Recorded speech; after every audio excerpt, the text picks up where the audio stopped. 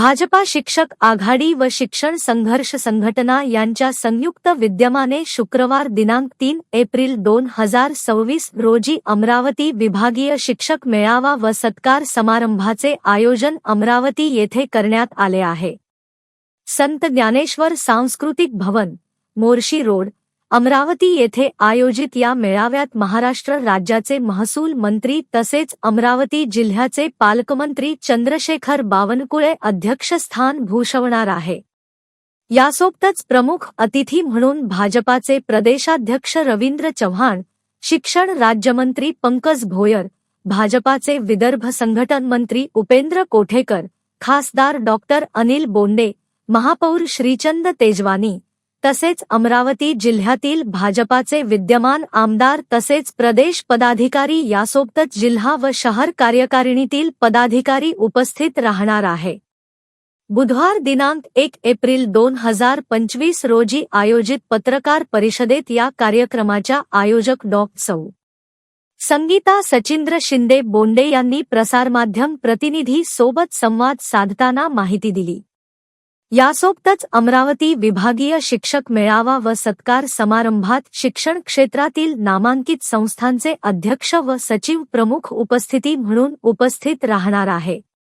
वाबळेवाडीच्या जिल्हा परिषद शाळेचा नावलौकिक जागतिक स्तरावर उमटवून विद्यार्थ्यांना आंतरराष्ट्रीय स्तरावर पोहोचविणारे ज्ञानसेवा व समर्पणातून कार्य करणारे राष्ट्रपती पुरस्कार विजेते माननीय श्री दत्तात्रय वारे गुरुजी यांचे उद्बोधन तसेच शैक्षणिक क्षेत्रातील NEP अर्थातच राष्ट्रीय शैक्षणिक धोरण, शिक्षकांना 1982 ची जुनी पेन्शन, शाळांना 100% अनुदान, TET व तत्सम विषयांवर या अमरावती विभागीय शिक्षक मेळाव्यात वैचारिक मंथन होणार आहे। अमरावती विभागाचे मुख्यालय असलेल्या या मेळाव्यात अखिल भारतीय गुरुदेव सेवा मंडळाचे सरचिटणीस पद्मश्री जनार्दनपंत बोथे गुरुजी, कोकण विभागाचे शिक्षक आमदार श्रीयुत ज्ञानेश्वर म्हात्रे यांच्यासह शिक्षण क्षेत्रातील दिग्गज हजेरी लावणार आहे।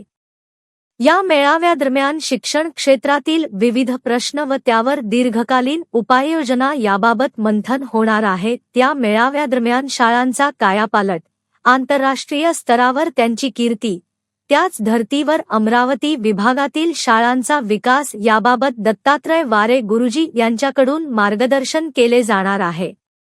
या पत्रकार परिषदेला मयूर चौधरी, सागर शहा, प्रवीण गुल्हाने, संगीता येवतीकर, अर्चना चेचरे, अज्य केवळे आदीसह भाजप शिक्षक आघाडी, शिक्षण संघर्ष संघटनेचे पदाधिकारी व सदस्य प्रामुख्याने उपस्थित होते। या मेळाव्यात शैक्षणिक नवकल्पनेचे उद्गाते तथा राष्ट्रपती पुरस्कार विजेते मुख्याध्यापक दत्तात्रय वारे गुरुजी तसेच अखिल भारतीय गुरुदेव सेवा मंडळ गुरुकुंज आश्रमचे सरचिटणीस जनार्दनपंत बोथे गुरुजी यासोबतच कोकण विभाग शिक्षक मतदार संघाचे आमदार ज्ञानेश्वर बारकू म्हात्रे या तिन्ही सत्कारमूर्तीचा त्यांच्या अलौकिक व उल्लेखनीय कार्याबद्दल भव्य सत्कार करण्यात येणार आहे। अमरावती शहरात भव्य विभागीय शिक्षक मेळाव्याचे आयोजनाला घेऊन भारतीय जनता पार्टी शिक्षक आघाडी अमरावती विभाग पश्चिम विदर्भ पदाधिकारी तसेच अमरावती विभागाच्या संयोजक सौ संगीता सचिंद्र शिंदे बोंडे यांनी यासंदर्भात आयोजित पत्रकार परिषदेत अधिक व विस्तृतपणे माहिती देताना सांगितले।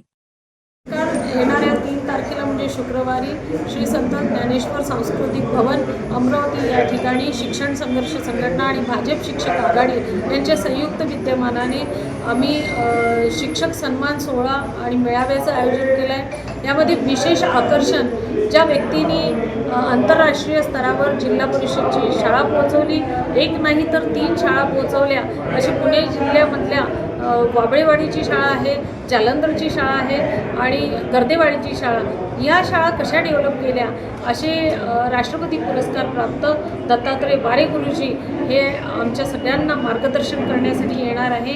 आणि यानंतर महसूल मंत्री चंद्रशेखरजी बावनकुळे साहेब जे अमरावती जिल्ह्याचे पालकमंत्री आहेत ते सुद्धा मेळाव्याला उपस्थित राहणार आहे।